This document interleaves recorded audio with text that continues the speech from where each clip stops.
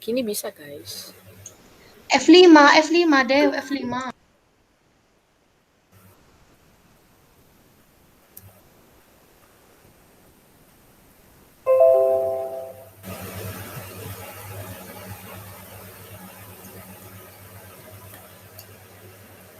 Dua puluh satu titik dua memecahkan persamaan aljabar. Next. 21.2.1 persamaan dan konstruksi siklotomik. Next.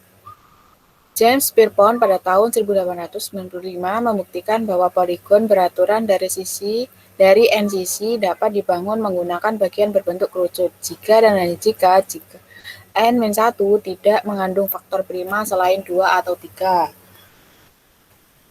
Kemudian, pada tahun 1844, Liouville adalah orang pertama yang benar-benar menampilkan angka transendental yang disusul demonstrasi dari muridnya yang bernama Charles Hermite pada tahun 1873 yang menunjukkan bahwa E adalah transendental.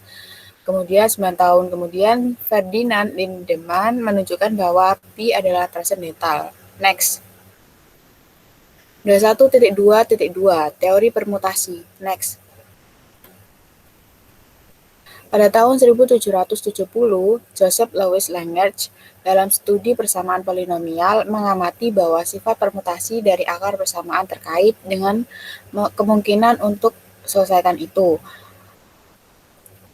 Kemudian, Louis Cauchy, istilah permutasi umumnya mengacu pada pengaturan sejumlah objek, misalnya huruf. Dia menggunakan kata substitusi untuk merujuk pada tindakan mengubah dari satu pengaturan ke pengaturan lainnya, yang sekarang disebut permutasi. Dia menamai permutasi yang meninggalkan pengaturan tertentu tetap sebagai permutasi identitas, dan juga dia mendefinisikannya. Next. 21.2.3 Ketidakpastian kuintik. Next. Teorema Abel-Ruffini menyatakan bahwa tidak ada solusi dalam persamaan polinomial radikal derajat 5 atau lebih tinggi dengan koefisien arbiter. Di sini umum berarti bahwa koefisien persamaan dipandang dan dimanipulasi sebagai tak tentu. Teorema ini dinamakan Paolo-Ruffini yang dibuktikan pada tahun 1799. Kemudian teori Abel-Ruffini juga mengacu pada hasil yang sedikit lebih kuat bahwa ada persamaan derajat 5 dan lebih tinggi yang tidak dapat diselesaikan dengan radikal. Ini mengikuti pernyataan teorema Abel, tetapi merupakan akibat wajar dari pembuktiannya, karena pembuktiannya didasarkan pada fakta bahwa beberapa polinomial dalam koefisien persamaan bukanlah polinomial nol.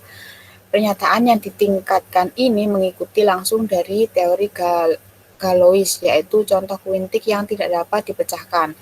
Teori Galois juga menyiratkan hal itu adalah persamaan paling sederhana yang tidak dapat diselesaikan dalam akar, dan hampir semua polinomial dengan derajat 5 atau lebih tinggi tidak dapat diselesaikan dalam akar. Next. 21.2.4 Karya Galois. Pada tahun 1830, Galois menyerahkan sebuah memoir ke Paris Academy of Science, sebuah memoir tentang teorinya tentang solvabilitas oleh radikal. Namun, ditolak karena terlalu samar dan untuk memberikan kondisi dalam hal akar persamaan alih-alih koefisiennya. Galois kemudian meninggal dalam duel pada tahun 1832. Dan makalahnya tetap tidak diterbitkan hingga pada tahun 1846 diterbitkan oleh Joseph Liouville disertai dengan beberapa penjelasannya sendiri. Next.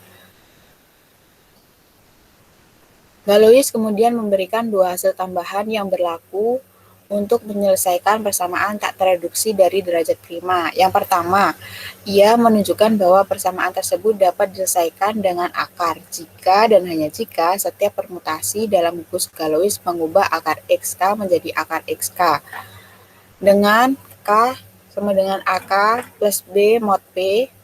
Yang kedua, Galois membuktikan bahwa persamaan derajat prima yang tidak dapat direduksi dapat dipecahkan jika dan hanya jika semua akarnya dapat diekspresikan secara rasional dalam dua persamaan tersebut. Akibatnya, jika polinomial derajat 5 yang tidak dapat direduksi memiliki 3 akar nyata dan 2 akar kompleks, kondisi tersebut tidak terpenuhi dan persamaan tidak dapat diselesaikan dengan akar. Next. 21.2.5 Jordan dan teori kelompok substitusi. Next. Jordan menerbitkan risalah tentang substitusi dan persamaan aljabar. Jordan menggunakan beberapa konsep teori grup yang dia kembangkan untuk menyatakan kembali beberapa hasil Galois. Didefinisikan sebagai grup yang dapat dipecahkan untuk menjadi milik yang termasuk dalam persamaan-persamaan yang tradisional. Jadi gugus yang dapat larut adalah gugus yang mengandung deret komposisi dengan semua faktor komposisi prima, karena gugus komutatif selalu memiliki faktor komposisi prima. Next. 21.3 Aljabar simbolis. Next. George Peacock menjelaskan pendekatan simbolis barunya terhadap aljabar tahun 1830. Kurangnya dasar yang memadai untuk konsep-konsep ini menyebabkan Francis Maseres dan William Fred untuk menulis teks aljabar yang secara khusus menolak penggunaannya. Next. 21.3.1 Risalah Peacock tentang aljabar. Next. Peacock membedakan dua jenis aljabar, yaitu yang pertama aljabar aritmatika dan yang kedua adalah aljabar simbolis. Kemudian prinsip mempertahankan bentuk ekuivalen menurut Peacock yaitu apapun bentuk aljabar yang ekuivalen ketika simbol dalam bentuk umum tetapi nilainya spesifik akan menjadi ekuivalen juga ketika simbolnya adalah nilai umum dan bentuk yang sama. Dalam versi pertama aljabar pada tahun 1830, Peacock mendefinisikan aljabar simbolis sebagai ilmu yang memperlakukan kombinasi tanda dan simbol yang berubah-ubah melalui hukum yang ditentukan meskipun sewenang-wenang. Next. 21.3.2 De Morgan dan hukum aljabar. De Morgan percaya bahwa seseorang dapat menciptakan sistem aljabar dengan memulai dengan simbol-simbol yang berubah-ubah dan menciptakan entah bagaimana seperangkat hukum di mana simbol-simbol ini dioperasikan. Contoh-contohnya adalah sebagai berikut. Next. Hukum penting aljabar menurut Peacock pada tahun 1841. Yang pertama adalah prinsip substitusi, di mana bahwa dua ekspresi yang dihubungkan oleh tanda sama dengan dapat diganti satu sama lain.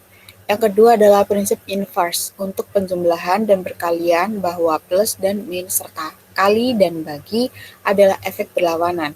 Yang ketiga adalah prinsip komutatif untuk penjumlahan dan perkalian.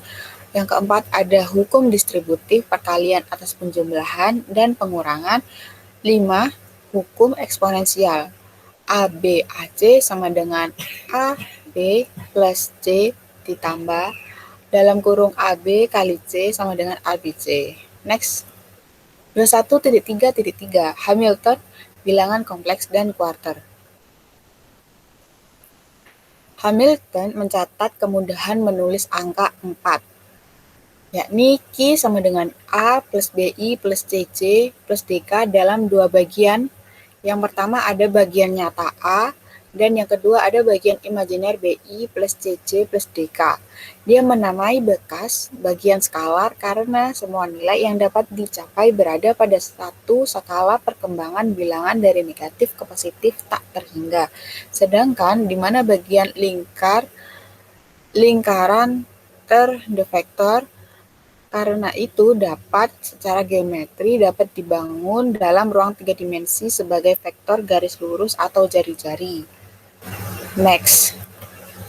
21.3.4 Quaternions dan vektor. Next.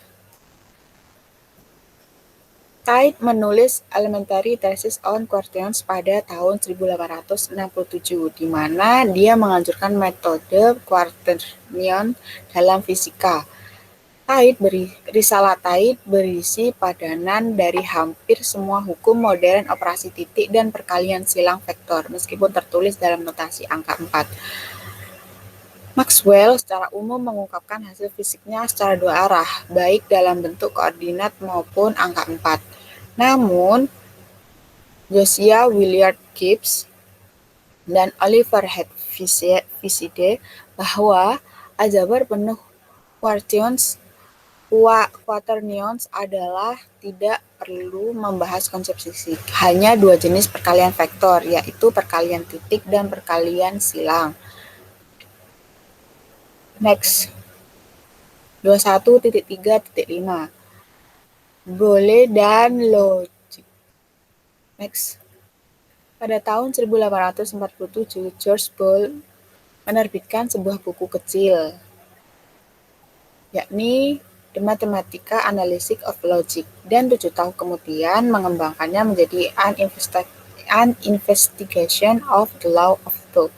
Karena aljabar dipelajari melalui tanda-tanda, Boole memasukkan tanda-tanda dasar ke dalam proposisi pembukaannya yang dengan logikanya akan dianalisis sebagai berikut, yakni proposisi 1.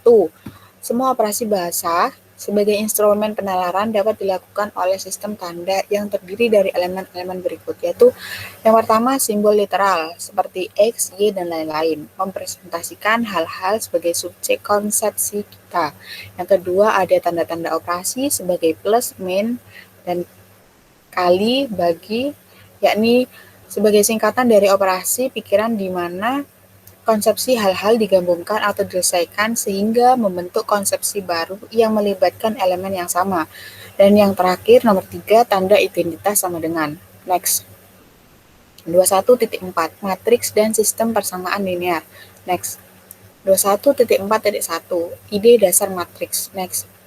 Gauss melakukan komputasi analog dalam studinya tentang bentuk kuadrat Tanner, yakni AX kuadrat plus 2BXY plus 2CY kuadrat plus CY kuadrat plus 2DXZ plus 2EYZ plus FZ kuadrat yang memberikan aturan untuk mengalihkan dua matriks 3x3, tetapi tidak secara eksplisit menyebut gagasan komposisi ini sebagai perkalian disquisitionesnya. Kemudian pada tahun 1815, Cauchy menerbitkan teori determinan di mana dia tidak hanya memperkenalkan nama determinan untuk menggantikan beberapa istilah yang lebih tua, tetapi untuk menggunakan singkatan A1N untuk mewakili apa yang dia sebut sebagai sistem simetris. Dia juga memberikan ide seperti diberikan adjoint dan prosedur untuk menghitung determinan dengan memperluas baris atau kolom manapun. Next. 21.4.2 Operasi matriks. Next. Pada tahun 1850, Sylvester menciptakan istilah matriks untuk menunjukkan susunan istilah yang memanjang, misalkan dari M baris dan N kolom. Karena dari pengaturan ini kita dapat membentuk berbagai sistem determinan. Kemudian pada tahun 1858, Cayley memperkenalkan notasi huruf tunggal untuk matriks dan menunjukkan tidak hanya cara mengalihkannya, tetapi juga cara menambah dan mengurangi. Yang kemudian 10 tahun kemudian, Camille Jordania mengembangkan klasifikasi dasar matriks dengan cara yang sekarang yang kita sebut sebagai bentuk kanonis Jordania. Next. 21.4.3 Nilai eigen dan vektor eigen. Dalam terminologi modern, nilai eigen dari sebuah matriks adalah solusi alfa salah satu dari persamaan matriks AX sama dengan alfa X, di mana A adalah matriks N kali N dan X adalah matriks N kali 1, atau XA sama dengan alfa X, di mana A adalah N kali N dan X adalah 1 kali N. Vektor eigen yang sesuai dengan nilai eigen alfa adalah vektor X yang memenuhi persamaan yang sama.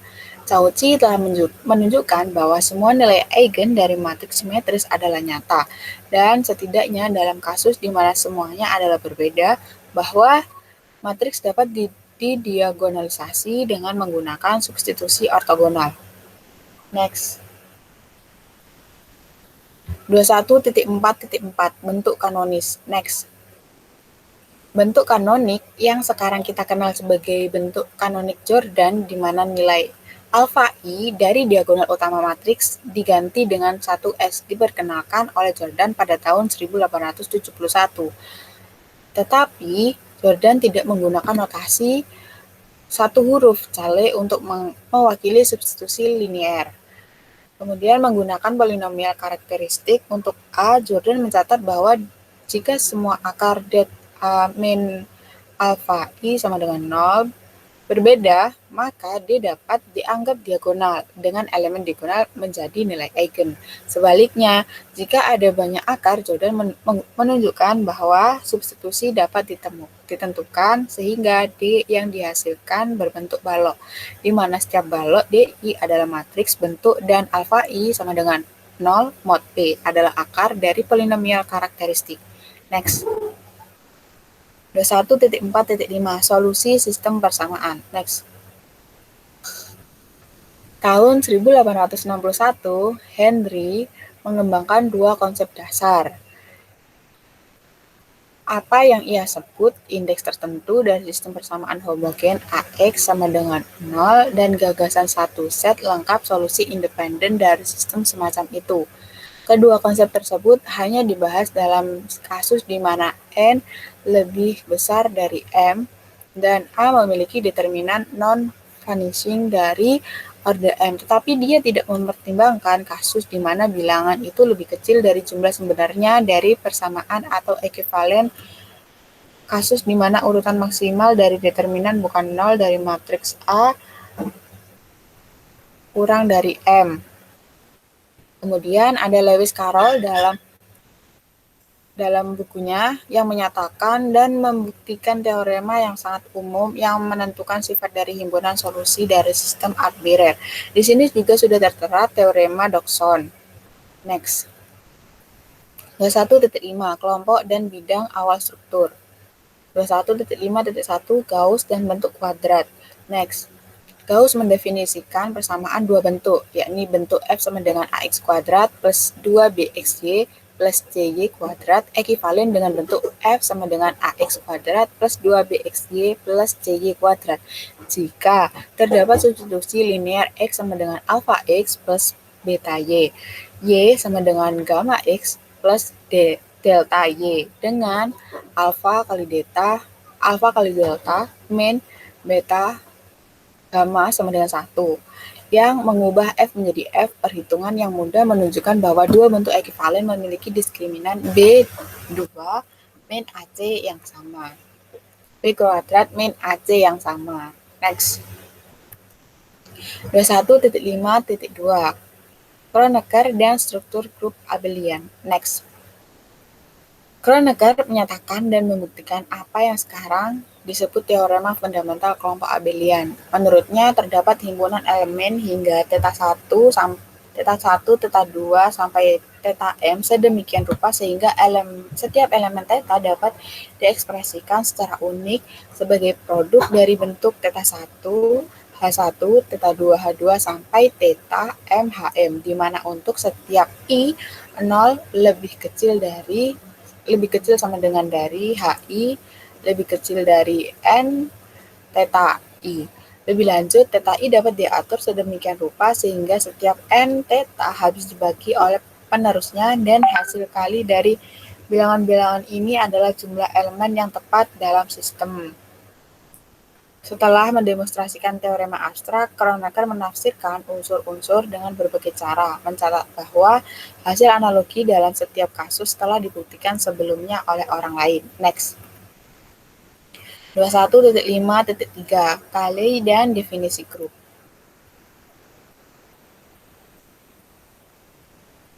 Cayley mencatat bahwa ide kelompok permutasi adalah karena Galois dan melanjutkan untuk mengeneralisasikannya ke setiap set operasi atau fungsi pada satu set kuantitas. Dia menunjukkan simbol 1 untuk mewakili fungsi yang membuat semua kuantitas tidak berubah dan mencatat bahwa untuk fungsi ada pengertian komposisi yang terdefinisi dengan baik yang bersifat asosiatif, meskipun tidak secara umum komutatif.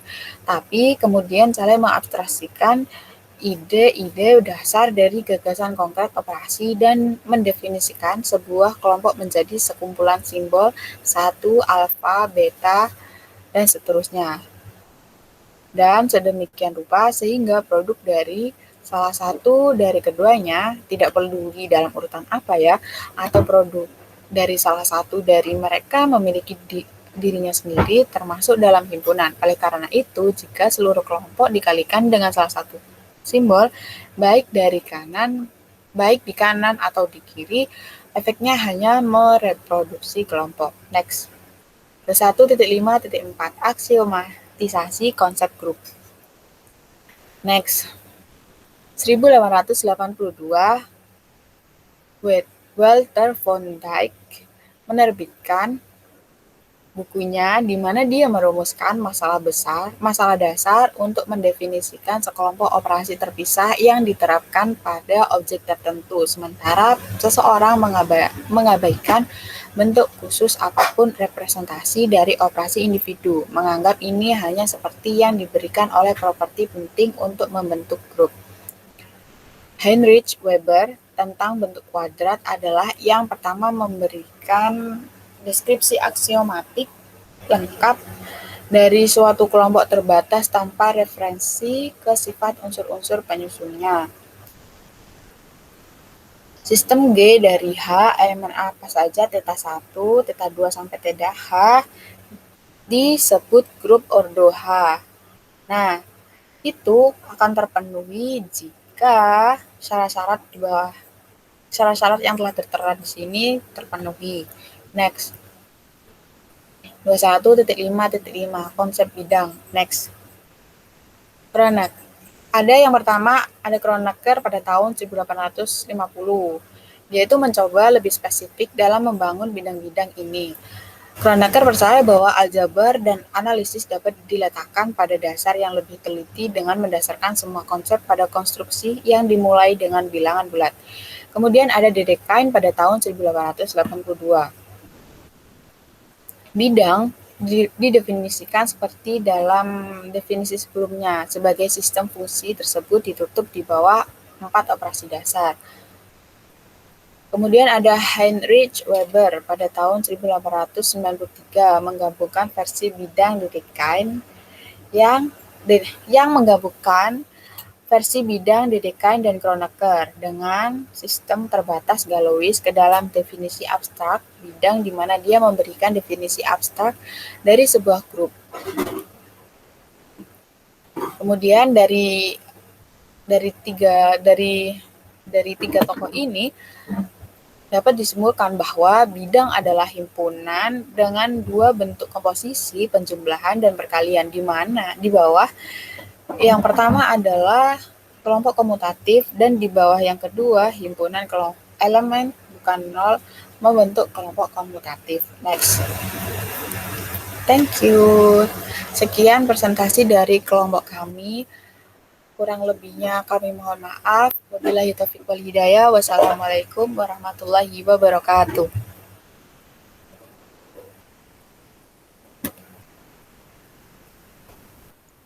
Waalaikumsalam warahmatullahi wabarakatuh.